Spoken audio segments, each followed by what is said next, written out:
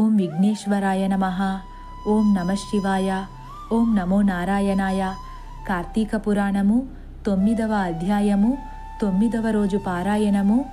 విష్ణు పార్షద యమదూతల వివాదము.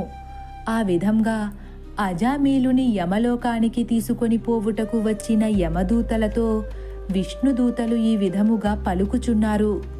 ఓ యమదూతలారా, మేము శ్రీమన్నారాయణుని దూతలము, వైకుంఠలోకము నుండి వచ్చితిమి. మీరు ఈ అజామీలుని తీసుకొని పోవుటకు వచ్చిన కారణమేమి? మీ అధిపతియగు యమధర్మరాజు ఎటువంటి పాపాత్ములను యమలోకమునకు తీసుకొని రమ్మని మిమ్ములను ఆజ్ఞాపించెను అని ప్రశ్నించగా, అందులక యమదూతలు, ఓ విష్ణుదూతలారా, మానవుడు తాను చేసిన పాపపుణ్యములు ఎవరూ ఎరుగరని భ్రమిస్తుంటాడు. కానీ మానవుడి క్రియలు ఏవీ దాచబడవు. వాటిని ఎల్లప్పుడూ సూర్యుడు, చంద్రుడు, భూమాత, ఆకాశము, వాయువు, అగ్ని, దిక్కులు ఇవన్నీ సాక్షిభూతులై గమనిస్తుంటాయి. రాత్రింబవళ్ళు, ప్రాతఃసంధ్యలు, సాయం సంధ్యలు కూడా మనుష్యుని పాపపుణ్య కర్మలను గమనించుచుండును. ప్రతిదినము ఆ సాక్ష్యమునంతా మూటగట్టి మా ప్రభువగు యమధర్మరాజు సన్నిధికి వచ్చి విన్నవించెదరు. మా ప్రభువుల వారు ఆ మనిషి చేసిన పాపకార్యాలన్నింటినీ చిత్రగుప్తుని లేఖనములలో చూచి అతని అంతిమ కాలమున మమ్మును పంపించి పాపులైన వారిని మా నరకలోకమునకు రప్పించును. అటువంటి పాపులెటువంటి వారో మీకు తెలియజేసెదము వినుడు. వేదములలో తెలుపబడిన సదాచారములను విడిచిపెట్టి వేదశాస్త్రములనే నిందించువారును, గోహత్య చేసిన వారును, బ్రహ్మహత్యాది మహాపాపములకు వడిగట్టిన వారును, పరస్త్రీలను కామించిన వారును, ఇతరుల సొమ్మును దొంగిలించువారును, తల్లిదండ్రులను, గురువులను, బంధువులను, కులవృత్తిని అవమానించి తిట్టి హింసించువారును, జీవులను కూడా హింసించువారును, దొంగలెక్కలు వేసి వడ్డీలను పెంచి ప్రజలను పీడించువారును, శిశుహత్య చేసిన వారును, శరణన్న వారిని కూడా వదలకుండా బాధించువారును, చేసిన మేలును మరచిపోయిన వారును, శుభకార్యములు జరగనివ్వక అడ్డు తగిలేవారును, వీరందరూ పాపాత్ములు. ఇటువంటి పాపాత్ములు ఎవరైనను మరణించగానే మా యమధర్మరాజు సన్నిధికి తీసుకుని పోయి నరకమునందు దండింపవలయునని మా ప్రభువుల ఆజ్ఞ. మేము ఇచ్చటకు వచ్చుటకు కారణము కూడా అదే.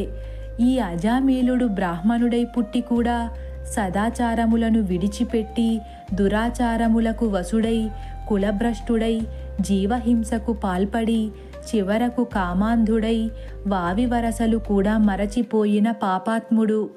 ఇటువంటి పాపాత్ముని మీరు ఎటుల విష్ణులోకమునకు తీసుకొని పోయెదరు అని ఆ యమదూతలు ప్రశ్నించగా, అంతటా విష్ణుదూతలు కూడా, ఓ యమకింకరులారా, మీకు ధర్మ సూక్ష్మములు బాగుగా తెలియవు. ధర్మములోని సూక్ష్మకార్యములు కూడా ఎంత గొప్ప ఫలములను ఇస్తాయో మీకు తెలియకపోవచ్చు. అటువంటి కార్యములు చేసిన వారు పుణ్యాత్ముల కింద పరిగణింపబడతారు. ఇక ఆ కార్యములు ఏమిటంటే, సత్సంగములో నిలిచేవారు, సజ్జనులతో సహవాసము చేసేవారు, స్నానము, జపము, దానములు, ఇతర ధార్మిక సేవలతో జీవితాన్ని గడిపేవారు, అన్నదానం, కన్యాదానం, గోదానం, సాలగ్రామదానం వంటి పుణ్యకార్యములు సల్పినవారు, అనాథ ప్రేత సంస్కారములు నిర్వర్తించినవారు, తులసీవనమును పెంచువారును, తటాకములు త్రవ్వి పరులకు సహకరించినవారు, శివకేశవులను పూజించువారును, ఎల్లప్పుడూ హరినామస్మరణ చేయువారును, సూక్ష్మంలో మోక్షముగా మరణకాలమునందు హృదయపూర్వకంగా నారాయణ అని గాని, శ్రీహరి అని గాని, లేదా శివ అని శివుని స్మరించిన వారును, తెలిసి గాని తెలియక గాని మరే రూపమునైనా గాని హరినామస్మరణ చెవిన బడిన వారును కూడా పుణ్యాత్ములు.